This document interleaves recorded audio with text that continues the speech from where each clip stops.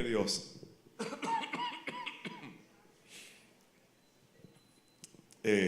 Voy a hacer todo lo posible por completar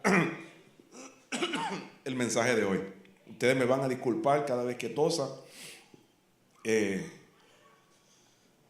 es que estoy con una infección en la garganta y pues por esas casualidades de Dios pues me tocaba predicar hoy. Vive Dios.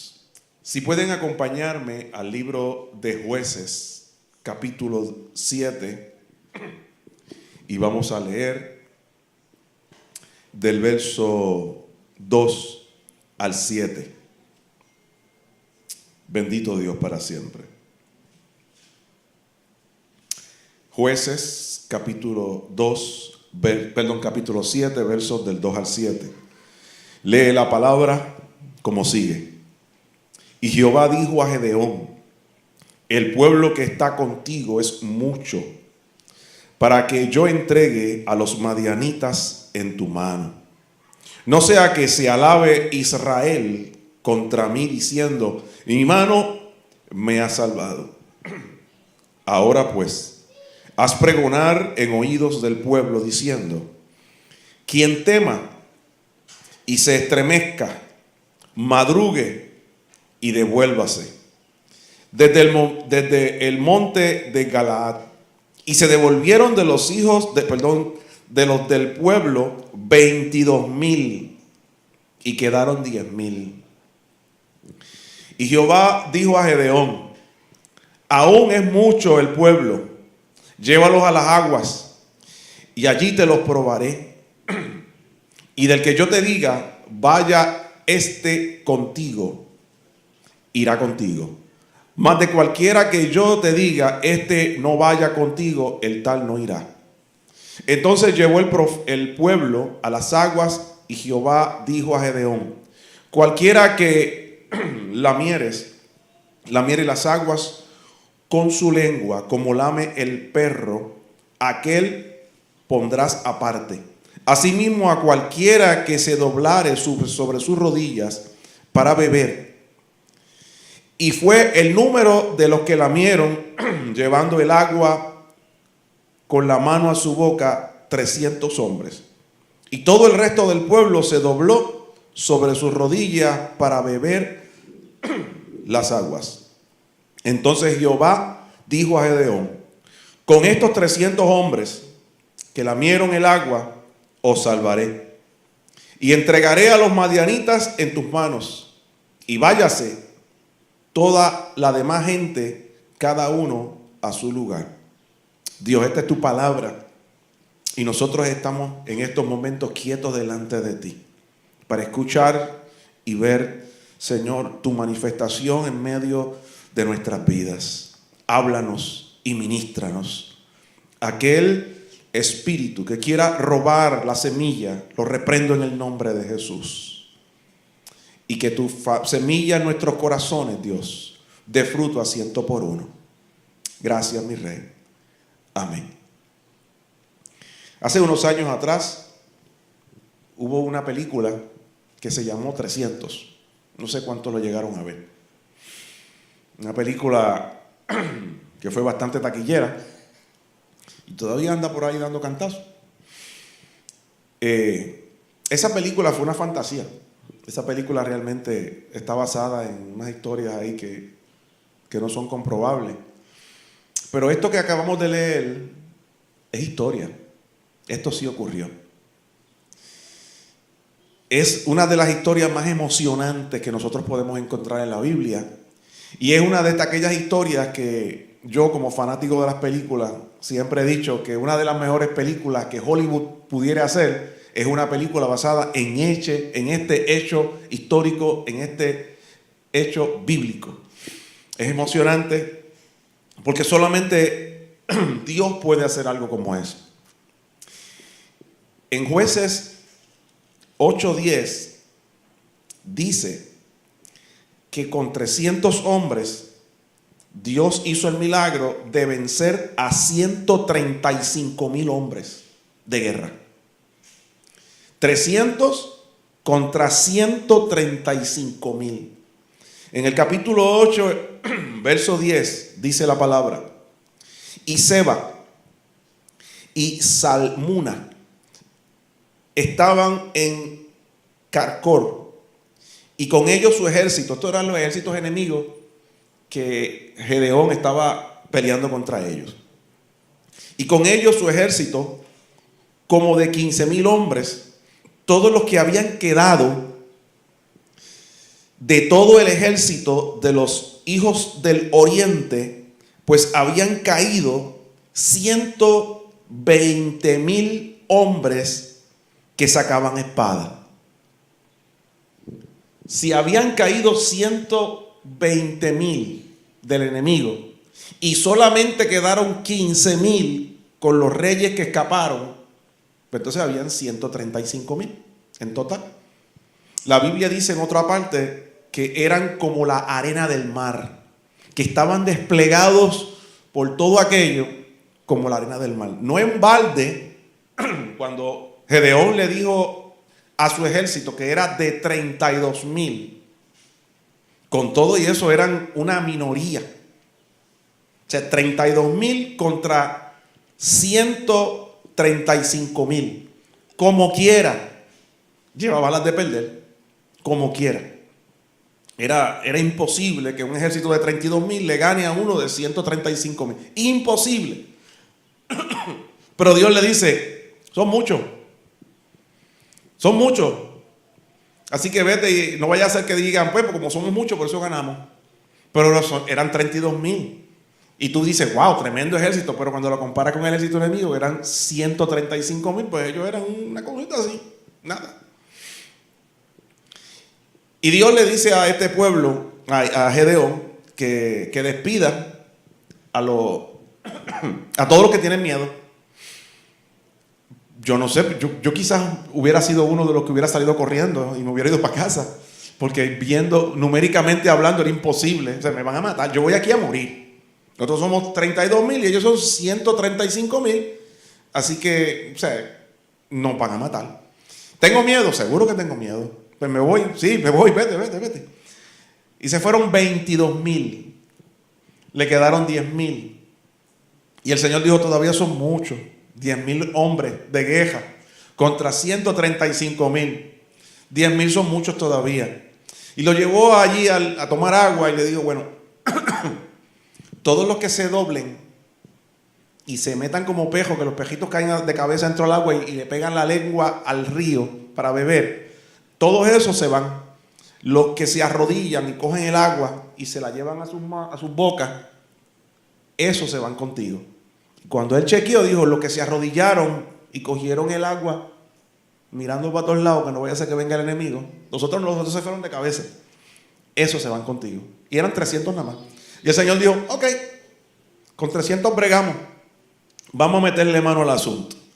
Y ahí estaban o sea, de verdad que era una escena tremenda. Yo no sé cómo Gedeón se aguantó y cómo los 300 se aguantaron. Porque eso era para salir cogiendo. O sea, si éramos 32,000 y 22,000 se fueron corriendo, los 10,000, aunque parece que eran bravos porque no se fueron. No, yo no tengo miedo, yo le meto mano. Y se quedaron allí. Pero yo quiero ir un momento, ya que pusimos esto como base, qué estaba ocurriendo en Israel en ese tiempo. Perdón. Y cómo, por qué ocurre esta guerra. ¿Qué pasaba con Israel? El libro de los jueces es un libro que se escribe y lo que en un momento histórico bien trascendental, porque Moisés sacó a Israel de Egipto, lo lleva al desierto y lo lleva a la entrada, a la puerta, a la guardarraya de la tierra prometida. Y murió en la guardarraya. Ahí Josué agarra la batuta como líder y logra entrar a Israel, lo logra entrar a la tierra prometida y se apoderan de todo esto, de todo el territorio. Muere Josué, ya Israel está ahí, poseyó la tierra. Muere Josué y mientras Moisés era líder y mientras Josué era líder, el pueblo buscaba a Dios, se metía con Dios, no había dioses ajenos a Dios dentro del campamento. Pero con los años, a Josué morir también, el pueblo se corrompió y empezó a adorar los ídolos. No había un rey entre ellos, no había un Moisés, no había un Josué. Y el pueblo hacía lo que bien le parecía. Si usted va al final del libro de los Jueces, si usted va conmigo un momentito, al final del libro de los Jueces, que tiene, ¿cuántos capítulos?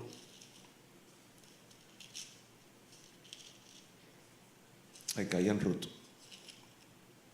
Aquí está. Jueces tiene 21 capítulos y en el versículo 25, o sea, es el último versículo del libro, dice: en aquellos días, o sea, en ese tiempo, no había rey en Israel. Cada uno hacía lo que bien le parecía. Cada uno hacía lo que bien le parecía. No había una dirección clara y cada cual hacía lo que bien le parecía. Dios comienza a levantar en momentos dados a unos líderes que se conocen como los jueces. De eso trata el libro. Levanta jueces y Gedeón es uno de esos jueces que Dios levantó en un momento dado. Como les dije, Israel estaba haciendo lo que bien le parecía, no seguía una dirección clara. Y entonces los pueblos vecinos, como Madián, especialmente los madianitas, cuando Israel sembraba e iban a cosechar lo que habían sembrado, dice la palabra que llegaban los madianitas con otros del oriente y traían sus camellos, traían su ejército, los metían allí y le comían todo. Todo lo que ellos sembraban se lo comían, se lo arrancaban, se lo llevaban y ellos empobrecían otra vez. Y no sacaban el pie del plato. Y ya los vecinos sabían que para cierto tiempo era el tiempo de la cosecha y se metían allí y le comían todo. Dice que eran multitudes, pero por miles y miles y miles, millares de camellos. Venían todos los ejércitos a comer allí. Y se le arrancaban todo y se lo llevaban. Israel estaba totalmente empobrecido. No tenían líder que los llevara. Y para colmo ellos estaban adorando ciertos dioses. Inclusive la Biblia dice en estos mismos capítulos que aún el papá de Gedeón tenía una estatua que adoraba al dios Baal y también tenía al lado del dios Baal otra estatua de la diosa Acera y todos de esa tribu adoraban esos dioses. Así de corrompido estaba el pueblo que habían dejado de adorar a Dios para adorar a otros dioses. Ya tenían estatuas y todo eso. Ellos tenían una decadencia espiritual, tenían una pobreza espiritual y pobreza física, tenían opresión sobre el pueblo constantemente. Y todo esto por sustituir a Dios, al Dios verdadero, con otros dioses. Hasta que la Biblia dice en el capítulo 6, verso 7, que el pueblo clamó a Dios, se acordó de Dios. Dice en el 6:7, y cuando los hijos de Israel clamaron a Jehová a causa de los madianitas, y ahí lo quiero dejar, hubo un clamor de los israelitas porque ya no aguantaron más. Mientras tenían, probablemente si tenían estatuas allí, quizás le oraban y le pedían a Baal para que Baal les librara y los ayudara. Pero hubo un momento donde el pueblo clamó a Dios. Clamó a Dios y Dios respondió. Dios trajo una respuesta impresionante. Y yo quisiera que me acompañaran en el capítulo 6, verso del 8 en adelante. Y dice la palabra de Dios que cuando el pueblo clamó a Dios, verso 8, Jehová envió a los hijos de Israel un varón profeta, el cual les dijo: así ha dicho Jehová, Dios de Israel. Yo os hice salir de Egipto y os saqué de la casa de servidumbre. Os libré de mano de los egipcios y de mano de todos los que os afligieron, a los cuales eché de delante de vosotros y os di su tierra. Y os dije: yo soy Jehová vuestro Dios.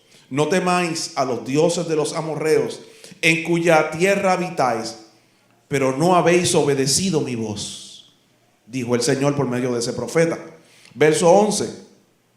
Y vino el ángel de Jehová y se sentó debajo de la encina que está en Ofra, la cual era de Joás, Abieserita. Y su hijo Gedeón estaba sacudiendo el trigo en el lagar para esconderlo de los madianitas. Y el ángel de Jehová se le apareció y le dijo: Jehová está contigo, varón esforzado y valiente. Y Gedeón le respondió: Señor mío, si Jehová está con nosotros, ¿por qué nos ha sobrevenido todo esto? ¿Y dónde están todas sus maravillas que nuestros padres nos han contado, diciendo: no nos sacó Jehová de Egipto? Y ahora Jehová nos ha desamparado y nos ha entregado en manos de los madianitas. Y mirándole Jehová le dijo: ve con esta tu fuerza y salvarás a Israel de la mano de los madianitas. ¿No te envío yo? Entonces le respondió: Señor mío, ¿con qué salvaré yo a Israel? He aquí que mi familia es pobre en Manasés, y yo el menor de la casa de mi padre. Jehová le dijo: ciertamente yo estaré contigo y derrotarás a los madianitas como a un solo hombre. Esa fue la respuesta de Dios al clamor del pueblo. El pueblo clamó a Dios y esta fue la respuesta del Señor. Dios le manda a un profeta y el profeta los confronta y le dice: esto que ustedes están viviendo es porque ustedes no obedecieron al Señor. Ustedes pecaron contra Dios, se apartaron del Señor tras otros dioses. Y parte de la respuesta del Señor es que el Señor va y busca un líder. En esos momentos no había ningún juez sobre Israel. Y se acerca a Gedeón. Y cuando se acerca a Gedeón, trabaja con la autoestima de Gedeón. En ese pasaje que leímos, dice que Gedeón estaba limpiando el trigo en el lagar. El trigo no se limpia en el lagar. El trigo se limpia en la era. Era un sitio más abierto a la intemperie, donde se tiraba el trigo hacia arriba y se soplaba, o el mismo viento le daba la paja, el trigo caía al suelo y la paja se iba. El lagar era un lugar cerrado, como una tina, con unos boquetitos a los lados. Ahí tiraban la uva y la espacharraban y el jugo salía por el otro lado. Pero era un sitio cerrado, casi siempre una torre o algo por el estilo. Así que él no estaba limpiando el trigo al aire libre como es normal. Él se metió y se escondió, porque ese lugar donde él estaba, donde se bregaba con la uva, era más cerrado, se podía esconder y los madianitas no lo iban a ver. ¿Por qué él se escondió? Bueno, es que se esconde porque tiene miedo, no quiere que lo consigan. Así que cuando el ángel le dice: varón esforzado y valiente, él miró y dijo: yo estoy aquí escondido con miedo. Yo estoy escondido aquí con miedo de que me vayan a robar el trigo, el poquito trigo que yo saqué. Porque si los madianitas me ven, me lo quitan. Y yo estoy escondido de valiente, no sé de a quién le estás hablando. Yo me imagino que miro para todos lados y habrá otro aquí que yo no lo he visto. Pero yo valiente, escondido aquí. Me parece que te equivocas, Señor. Lo más probable es que él se sintió como se sintió Moisés cuando Dios lo llamó. Y Moisés le puso muchas excusas a Dios y le dijo: Señor, envía a quien deberías enviar. Fue que yo subí equivocadamente. Probablemente el que tú necesitas viene subiendo la cuesta y yo me adelanté. Y algo parecido le estaba pasando a Gedeón. Pero si Dios dice que tú eres un varón esforzado y valiente, si Dios dice que tú eres una mujer esforzada y valiente, es porque lo eres. Porque el Señor siempre ve cosas en nosotros que ni nosotros mismos vemos. El Señor sabe de lo que nosotros somos capaces cuando nos ponemos en las manos de Dios. Dios puede hacer maravillas en nuestras vidas de una manera increíble cuando nosotros nos ponemos en sus manos. Y eso era lo que Dios estaba viendo. Lo que Dios iba a hacer, lo que Dios era capaz de hacer e iba a hacer a través de este hombre cuando se pusiera en sus manos. Él no era capaz de ver ese milagro. Él no era capaz de ver lo que Dios estaba dispuesto a hacer. Pero Dios sí estaba viendo ese milagro.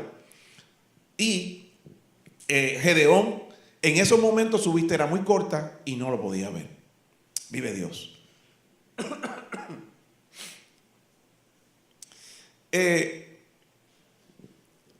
A veces Gedeón estaba trabajando para su familia. Gedeón estaba limpiando el trigo para su familia. Y lo más probable que Gedeón estaba siendo esforzado y valiente para los de su casa. Su papá, para quizás su esposa si era casado, sus hijos, para su familia. Y él se esforzó y buscó el trigo y lo cosechó, lo bregó, lo escondió, se esforzó, quizás velaba por los huecos de la torre a ver si venía el enemigo. Era esforzado, se estaba arriesgando, pero estaba arriesgando por su familia. De ahí no salía su esfuerzo. De ahí no hacía nada más. Y Dios lo está llamando a hacer algo más grande. Algo que no se queda en tu casa. Algo que no se queda en tu vida nada más. Dios lo está llamando a hacer algo más grande. Y a veces nosotros pensamos que Dios quiere que nos quedemos solamente en lo que yo hago con mi casa, con lo que yo hago con los míos. Pero Dios siempre está buscando gente para hacer cosas extraordinarias, para hacer cosas grandes. Dios se pasa buscando gedeones y Dios se pasa buscando uno de los que componen los 300. Aquellos que no tienen miedo, aquellos que se fajan, aquellos que responden al llamado de Dios, aquellos que están dispuestos a hacer algo más que por mi casa. Si yo todo lo que hago, si todo el esfuerzo que yo hago lo limito a mi casa, yo no sería pastor, yo no haría nada más. Si todo lo que tú haces por el Señor es lo que haces en las 4 paredes de tu casa, déjame decirte que Dios te está llamando a que salgas del lagar donde estás escondido, limpiando el trigo para que los de tu casa coman. Dios está preocupado no tan solo por tu casa, no tan solo por tu familia. Dios está preocupado por el pueblo completo. Y Dios busca gente que esté dispuesto a hacer algo que trascienda tu casa, que trascienda tu familia, que trascienda los tuyos, que trascienda la periferia tuya y que llegue aún a impactar a los demás.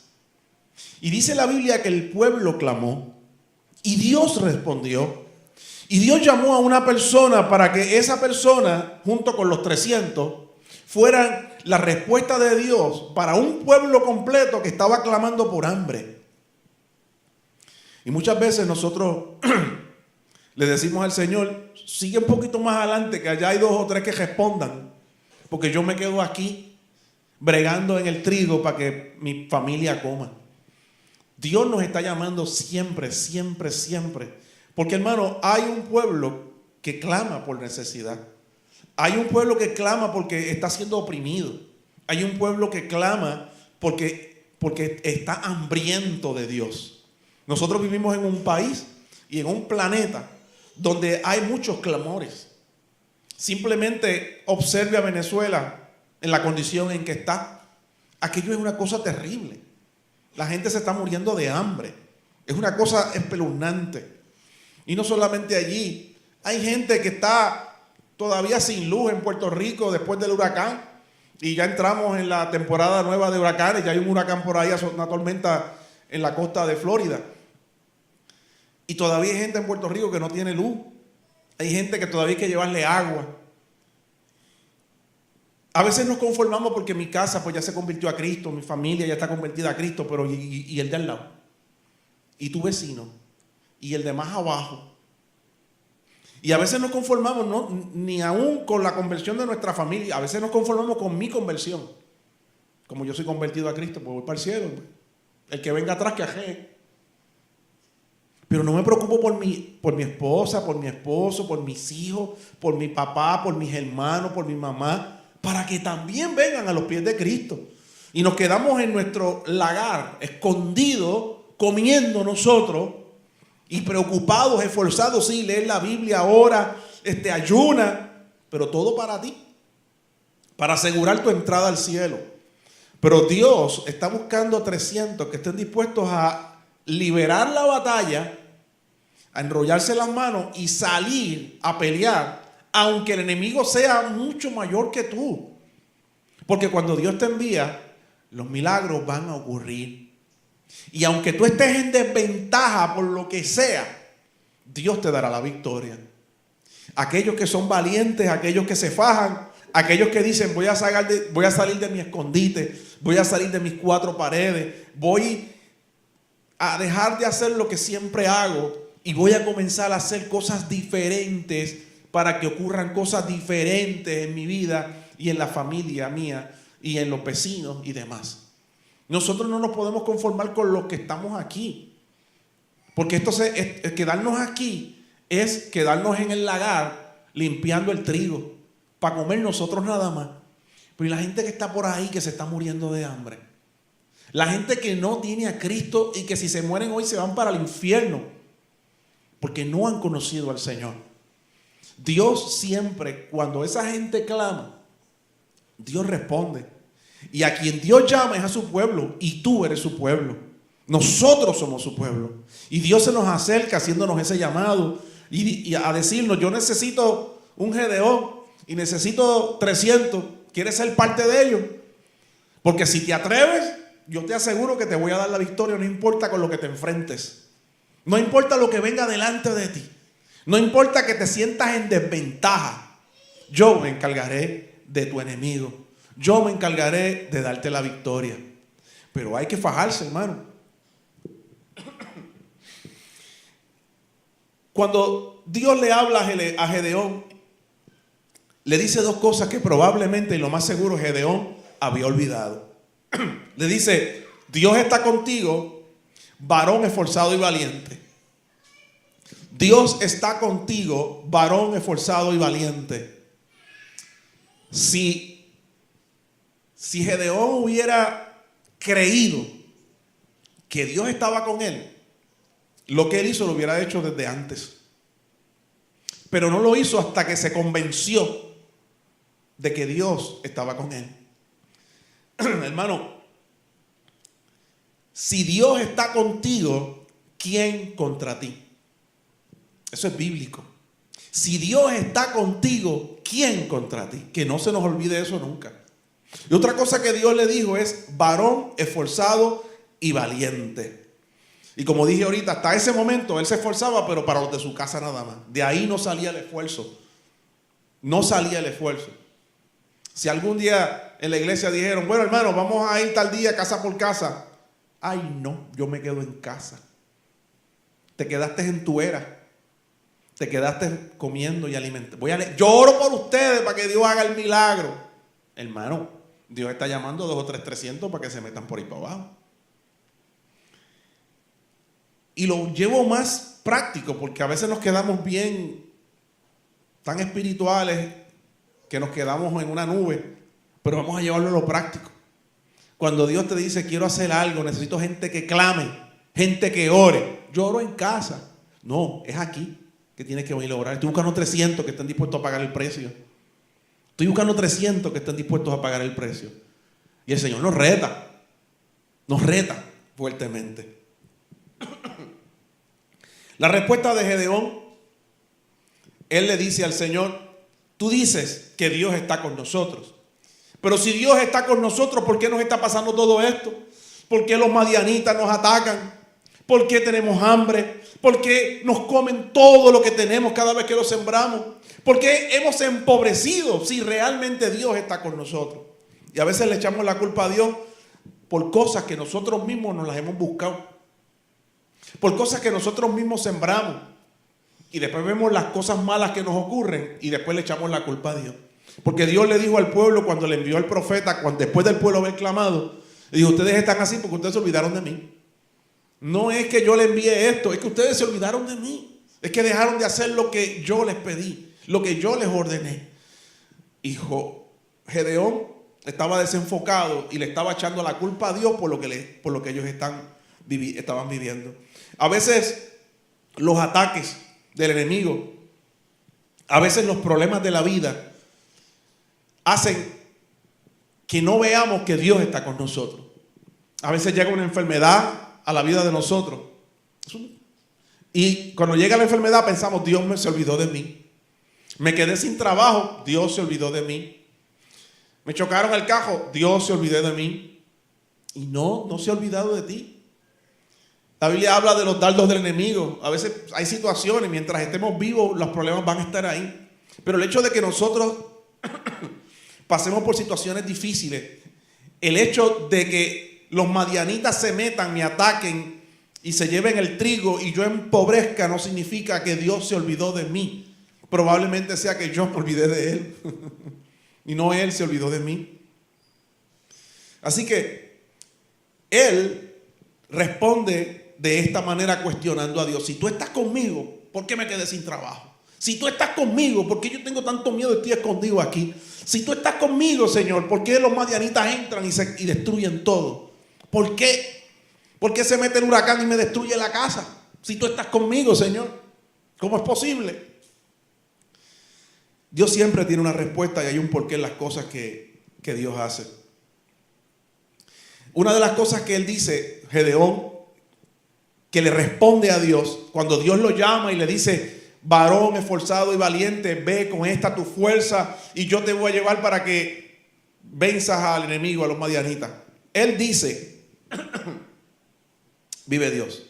Él dice: mi familia es pobre y yo soy el más chiquito de casa. Mi familia es pobre y yo soy el más chiquito de casa. No soy el indicado y mi familia es la más pobre. O sea, yo no tengo recursos para hacer una empresa, para llevar a cabo algo tan grande como lo que tú me estás pidiendo que haga. Yo soy el más pobre, o sea, nuestra familia es bien pobre y yo soy el más chiquito de mi casa. Debería ser mi hermano mayor. Entonces, en todo caso, una familia que tuviera chavos, una familia de influencia. Pero yo, que soy tan pobre, y tú me estás pidiendo que yo dirija a Israel y que vaya y pelee contra el enemigo. Señor, perdóname. ¿Qué sucede? Y sucede que mientras nosotros nos quedamos mirando nuestras flaquezas, nunca vamos a ver nuestra fortaleza. Todo el mundo tiene flaquezas y todo el mundo tiene fortalezas. Y la Biblia dice: diga el débil, fuerte soy. Porque en Cristo somos fuertes. Y Dios aprovecha nuestra debilidad para Él glorificarse. Si hay algo que a Dios le encanta, es llamar a la gente imperfecta para hacer cosas perfectas. Si hay algo que a Dios le apasiona, es llamar a grupos pequeños para hacer cosas bien grandes. Y a Dios le fascina eso.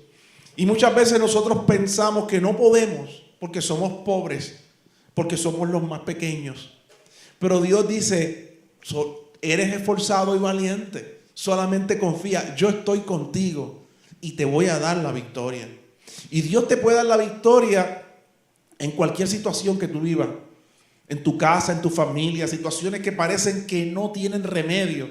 Y ante esa situación tú eres una cosita así de chiquitita, eres bien pequeño cuando miras el problema grande que tienes frente a ti. Pero el Señor te dice: yo estoy contigo, eres esforzado y eres valiente. Confía, tírate, yo estoy contigo. Y el que lo cree, el que le cree a Dios y se tira en esa voluntad del Señor, derrota al enemigo de 135,000 hombres el ejército, como dice la palabra aquí que ocurrió en este suceso. Él siempre miraba lo pequeño y lo pobre que era. Y Dios veía que él era esforzado y valiente. Miren qué contradicción. Él se miraba en el espejo y decía: yo soy pobre y chiquito, soy pobre y pequeño. Y Dios lo miraba y veía otra cosa. Dice: yo veo un hombre esforzado y valiente. Y a veces sucede eso con nosotros, que siempre nos vemos pobres y pequeños, y Dios nos ve esforzados y valientes. Y Él dispuesto a entregarlo en nuestras manos, una empresa grandísima, que sorprenda a todos los demás, que salga al pueblo. Y nosotros lo que vemos es que somos pequeños y pobres. Y Dios sigue viendo: eres esforzado y eres valiente y estoy dispuesto a entregarte en tus manos todo esto. Y te dice: ve con esta tu fuerza y yo te entregaré a los madianitas. Ve con esta tu fuerza. Y él decía: pero qué fuerza, si yo soy pobre y soy chiquito, soy el nene de la familia, el Benjamín. Si llego a casa con esta historia, papi se ríe de mí y los hermanos míos me van a burlar. Pero Dios sabía lo que estaba haciendo. Dios es bueno. Perdón. En un momento dado, Gedeón comienza a creer y comienza a pedir una señal a Dios de todo esto. Capítulo 6, versos 17 y 18 dice la palabra. Y él respondió, ese es Gedeón, ya Dios lo tenía convencido. Y le dice Gedeón a Dios, yo te ruego que si he hallado gracia delante de ti, me dé señal de que tú has hablado conmigo. Te ruego que no te vayas de aquí hasta que vuelva a ti y saque mi ofrenda y la ponga delante de ti. Y él respondió, yo esperaré hasta que vuelvas. Y la Biblia dice que él se fue, buscó un cabrito, lo cocinó, lo preparó, hizo un caldito y preparó eso, lo trajo delante del Señor. Y el Señor le dijo, ponlo sobre la piedra. Y él lo puso sobre la piedra y dijo, coge el caldito ese y tirárselo por encima a toda esa carne que tú preparaste. Y dice la Biblia que el ángel de Dios tenía un báculo, tenía una vara, y con esa vara, con la punta, tocó la carne, y dice que de la piedra salió fuego y consumió la ofrenda. Eso es impresionante. Gloria a Dios para siempre. ¿Quién es la piedra? ¿Quién es el fundamento según el Nuevo Testamento? Cristo. ¿Y qué fue lo que se derramó el día de Pentecostés? El fuego del Espíritu Santo de Dios. Y nosotros deberíamos buscar siempre para hacer lo que Dios nos manda hacer, estar en la perfecta voluntad de Dios, con Cristo que es la roca inconmovible y con la unción del Espíritu Santo, el fuego de Dios que viene y consume, quema aquello que tú le traes al Señor. Y ahí salimos, hermano, con esa unción a hacer su voluntad. Y ahí es que ocurren las cosas grandes. Cuando nos fundamos en la roca que es Cristo y cuando nos llenamos cuando buscamos el fuego del Espíritu Santo, y quien lo trae es Dios, ese fuego. Bendito Dios para siempre. ¿Quién vive? Y a su nombre. Déjenme tomar un poquito de agua.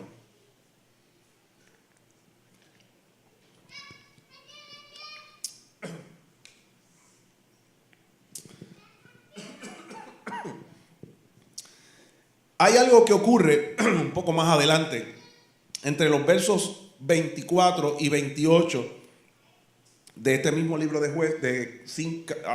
Jueces 6, del 24 al 28.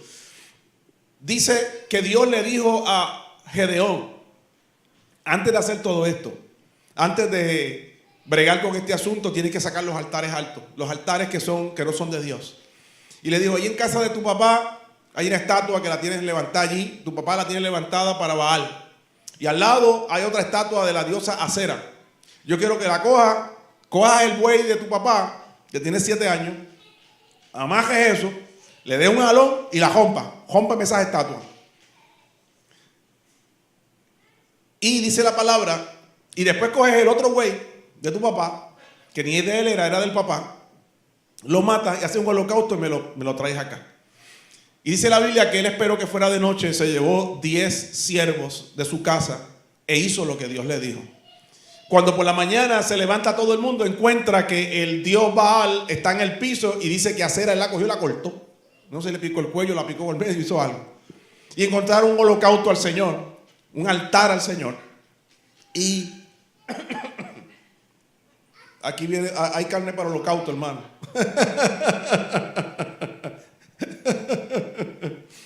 Aquí viene el holocausto.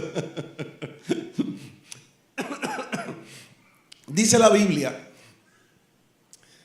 que antes de ganar la guerra, de que antes que el pueblo respondiera a Gedeón, antes que el pueblo sintiera una convicción para unirse a Gedeón, porque Gedeón no era nadie. Gedeón no era nadie. Era el hermano más chiquito, el nene más chiquito de una familia pobre. Él no era nadie. O sea, si él se paraba a decir, bueno, todos los que voy a hacer una guerra, que todo el que quiera venir conmigo que se junta, me decía, estás loco, tú que te pasas escondido allí detrás de aquellas cuevas allí limpiando el trigo, con ese miedo que siempre está, y vas a hacer una guerra. Mira, muchachos, pues antes de que el pueblo, Dios pusiera en el corazón de la gente que se unieran al nene chiquito de la familia pobre que se pasaba escondido limpiando el trigo, porque era un miedoso, Él tuvo que hacer algo bien dramático. Y dice la palabra en esos versículos que por la mañana se levantó el pueblo y dijo: ¿quién hizo esto? ¿Quién se atrevió a romper los dioses de nosotros? Vamos a buscarlo y vamos a matarlo. Y el papá, asustado porque le iban a matar al nene, dijo: cualquiera que saque la cara por esos dioses, que muera él. Porque si esos dioses son dioses de verdad, que esos dioses maten al hijo mío, no ustedes. Que se defiendan ellos, a ver si pueden. Y todo el mundo dijo: espera. Y le cambiaron el nombre a Gedeón, y de ahí en adelante se llamaba Jerobaal, que es el que pelea, el que Baal pelea con él, lo que significa ese nombre. Y ahí la gente dijo: caramba, este nene tiene agallas, este chamaco tiene agallas. Y ahí es que Dios comienza a levantar la figura de Gedeón ante todo el pueblo, porque fue el que se atrevió a enfrentar el pecado del pueblo y de la idolatría, y Dios sacó la cara por él.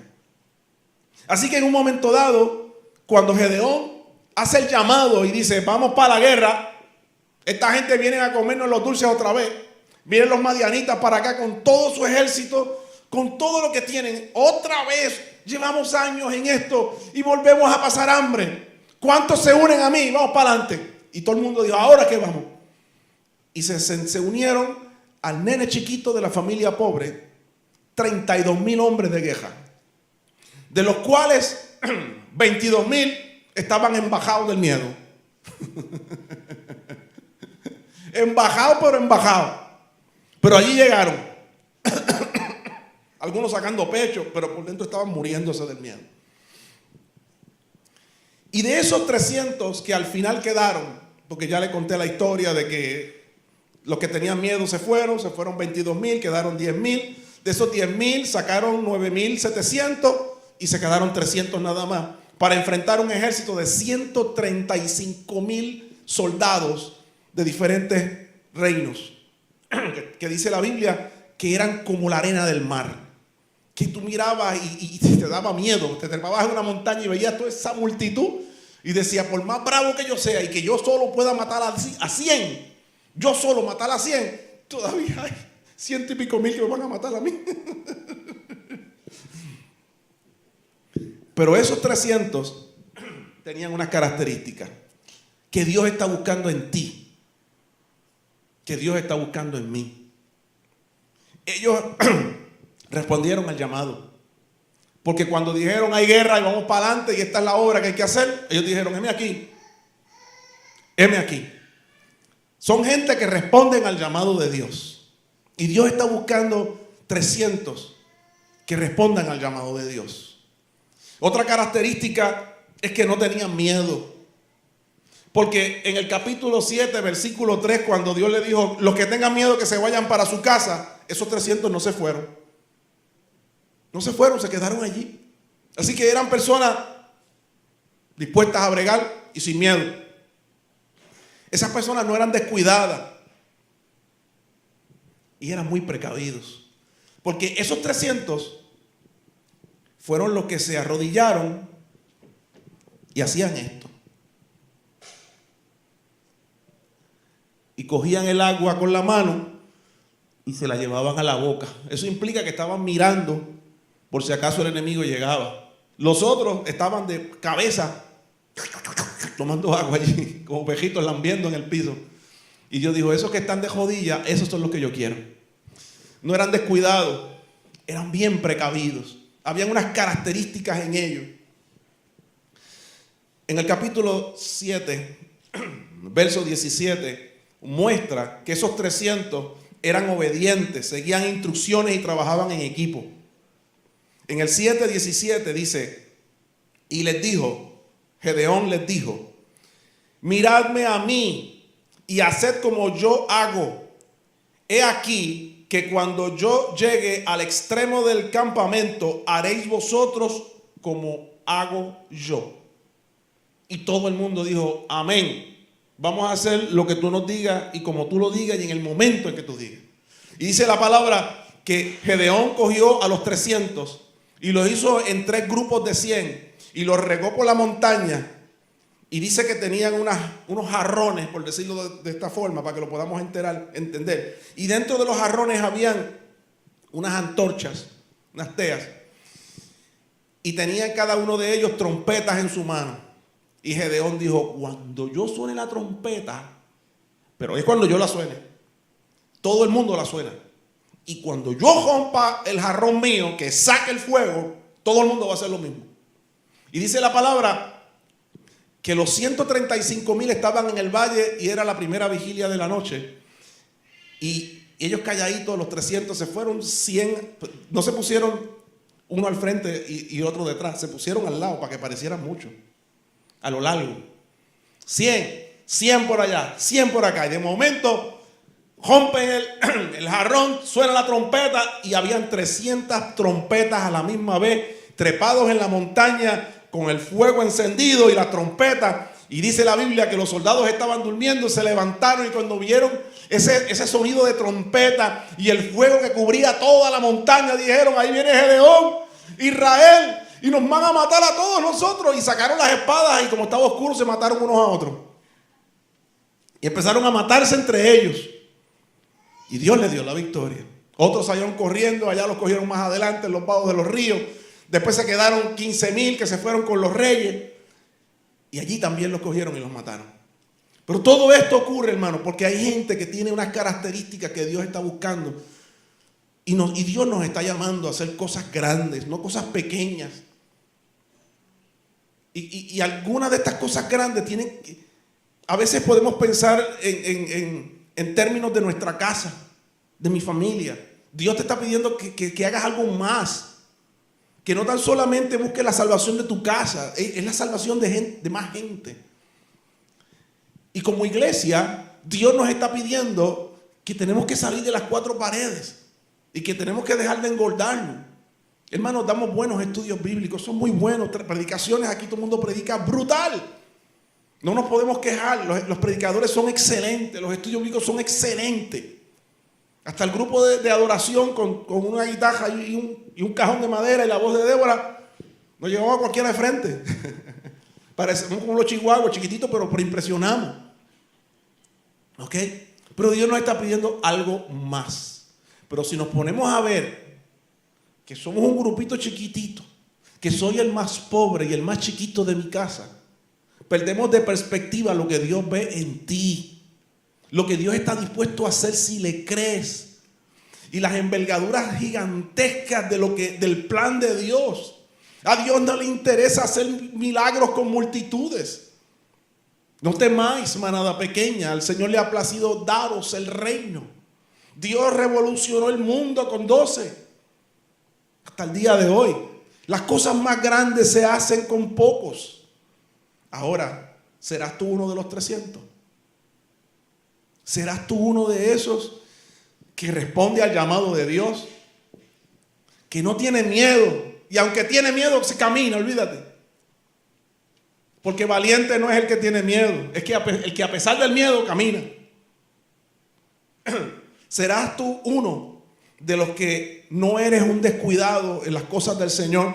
Y que eres muy precavido con tu vida espiritual y no le das lugar al diablo en tu vida. No le das lugar al pecado en tu vida. Eres muy precavido, porque la Biblia dice que no ignoremos las maquinaciones del mundo. Y tenemos que ser muy precavidos. Hay que estar de rodillas, tomando el agua, sin tirarnos de pecho y olvidarnos de que el diablo está como león rugiente buscando a quien devorar. ¿Serás tú uno de los obedientes, de los que siguen instrucciones, de los que trabajan en equipo con Dios y con los líderes que Dios pone en la iglesia? Dios nos está llamando a eso. Dios está buscando 300. No necesita ni 32,000.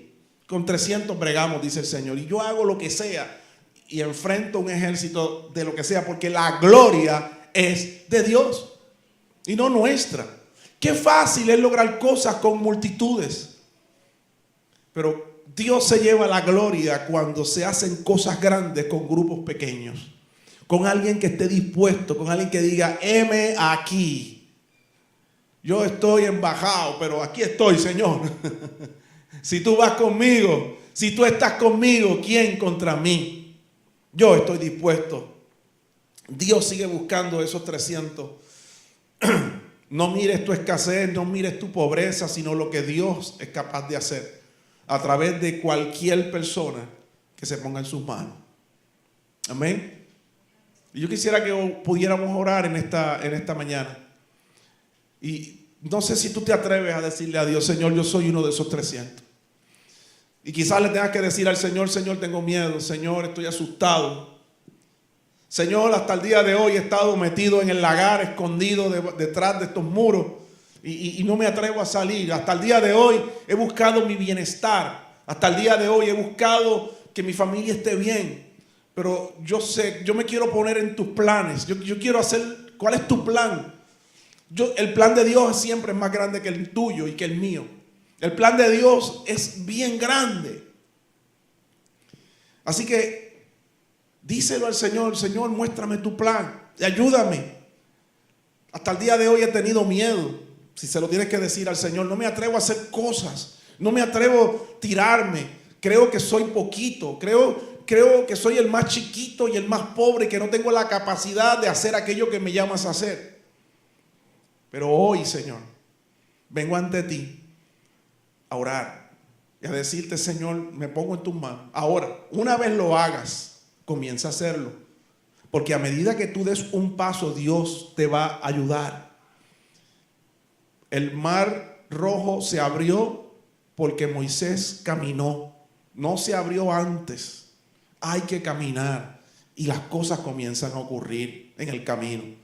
Tenemos que creerle al Señor. Y no se preocupe solamente por su salvación, sino por la salvación de los demás. Porque Dios es así. Dios te recluta y te envía. Señor, ante ti estamos en esta mañana. Oh Dios, yo quiero ser uno de esos 300, Padre. Yo vengo ante ti, Señor, y me pongo en la fila de los 300. Dame la trompeta, dame, Señor, en mi otra mano, Señor, la antorcha para alumbrar el camino. Una trompeta para gritarle al mundo que Dios los ama. Que si siguen el camino que van a perder su salvación. Y una antorcha, la antorcha del Espíritu Santo, Señor, para alumbrarles el camino a Cristo. Mi voz como trompeta, Señor. Tu palabra como lumbrera, Dios, para que nos des la victoria. Ayúdanos, Señor, aquellos de nosotros que estamos más que preocupados por nuestra salvación y nadie más. Ayúdanos a salir de ese encierro, Señor, y empezar a preocuparnos por la salvación de los demás. A movernos, Señor, a ser uno de esos 300 que tú llevas, Señor, para glorificarte. Mira, aquellos, Señor, que hemos estado preocupados por las 4 paredes de esta iglesia, Señor, pero tú nos estás llamando a salir afuera, Padre Santo, y que no estemos mirando lo chiquito o lo pobre que seamos, porque eres tú. El grande eres tú. El de la influencia eres tú. El de las capacidades eres tú. El Espíritu Santo convence de pecado, de justicia y de juicio, Señor. No somos nosotros. Ayúdanos a sacar los baales, las estatuas de acera, Señor. Oh Señor, ayúdanos, Señor, a levantar altar a ti, al Dios del cielo. Señor, en el nombre de Jesús de Nazaret, a quitar el pecado, Dios. Ayúdanos a ser como esos 300, Dios mío, que responden al llamado, que son obedientes, Señor, que son precavidos. Oh Dios de los cielos, que no miran su pobreza, sino tu riqueza, Señor. Señor, en el nombre de Jesús, danos la fuerza, danos la unción, Dios mío, para llevar a cabo proezas grandes y maravillosas como las que tú quieres hacer. Abre nuestra mente, Señor. Danos las expectativas tuyas. Probablemente las nuestras son muy pequeñas y las tuyas son mucho más grandes. Todo esto lo pedimos en el nombre de Jesús. Y me atrevo a decirte, Señor, que aquí hay 300, que aquí están los 300, Señor, y que estamos dispuestos a enfrentarnos a los 135,000 que hasta el día de hoy quizás le hemos tenido miedo. Pero hoy dejamos de ver esa multitud y comenzamos a verte a ti. En el nombre de Jesús. Amén y amén.